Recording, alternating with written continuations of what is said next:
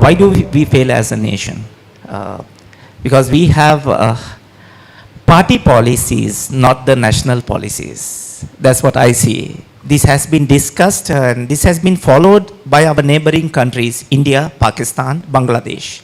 Bangladesh, of course, is ruled by, for the past 15, 20 years by one party. It's a different story. But Pakistan, India, there have been very instability in politics. But still, they have managed to develop the highways, roads, everything. Infrastructure. We failed because of that. And second thing, 2014 December, there was a seminar like this, where Cinnamon Lakeside, where at that time candidate Maithripala Sirisena, former president, and current president, selected president, Ranil Wickramasinghe was there. At that time I raised the question about the dairy industry. I had 32 cows. I had a farm. And when we see the dairy industry, same question I asked, saying that LDIs, when we call on Sundays, they said, we can't work. And cows doesn't get heated by seeing Saturdays and Sundays off it. It comes every 20-day cycle. So this kind of course, industrial-wise, a bit garment industry, fair enough. Late President Rana Singha Premadasa was inspiration in getting garment factory program running, and that was a boost for us. We should be grateful for him always. And my question is, sir, that we'll be able to have these kinds of policies, and what about the agriculture, which has gone to different low-level areas? We say we are an agriculture-based country, but we never give the opportunities, and especially the natural resources power. I'm into hydropower, and it took 9 years for me to get the approvals done. 9 years. Lost my golden ages, youth, but you can't help it.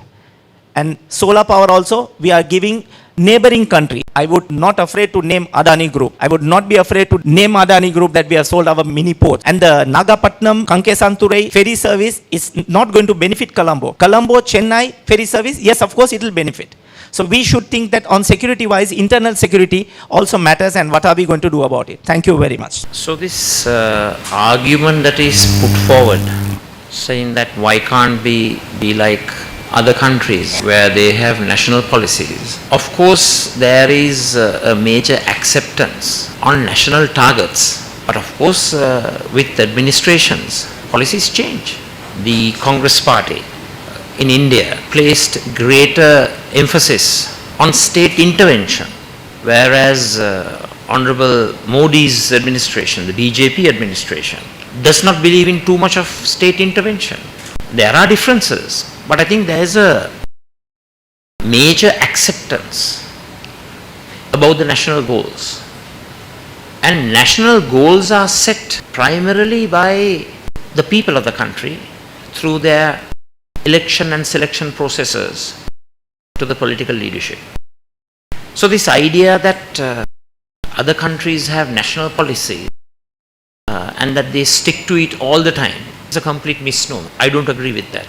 But of course, if you take education, there's general consensus on the way forward. As you know, India is a federal country. There's a lot of state power in the hands primarily of the chief ministers. And we talk of the necessity to promote IT exports in our country. Chief Minister Chandrababu Naidu of Andhra Pradesh and Chief Minister S.M. Krishna, I believe, of Karnataka, they spearheaded the IT revolution. So it was not a directive given by the central government. It was the state governments that spearheaded the IT revolution, which has resulted in large numbers of software engineers getting opportunities in the United States, in California. So what we need as a country are broad acceptance of national goals and national objectives. That consensus is lacking in our country. Now, we continue to place trust and faith in a very archaic and parochial education system. Can we compete globally with this particular education system? No, we can't.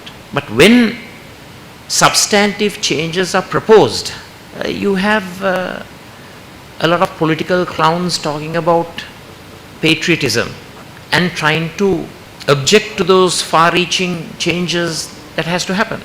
But of course, the sons and daughters of these politicians, they have access to modern day education, either here privately or abroad. They have the choices, but it is the silent majority of the country who do not have that.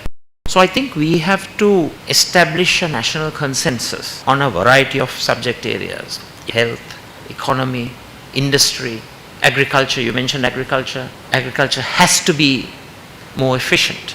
There are large numbers, if I remember correct, over 20% who are employed in this so-called agriculture field, but their contribution to continuing to decline. It's on a declining scale. So we have to look at agriculture modernization, bringing in new technology, bringing in a fast-track modernization process to make sure that we are in tune with the times.